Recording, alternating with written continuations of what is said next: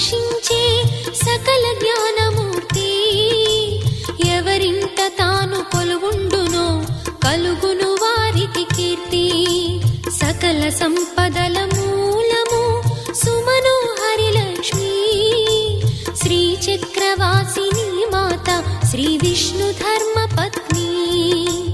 తనని నమ్మిన భక్తులకు దరిద్రమును బాపు. కొలిచెడి వనితల కొంగులలో బంగారము నింపు. అష్టలక్ష్ముల రూపున అవతారం దాల్చినది. కష్టములను తొలగించగా భూమిలో వెలసినది.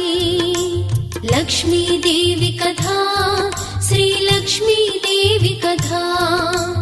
లక్ష్మీదేవి కథ శ్రీ లక్ష్మీ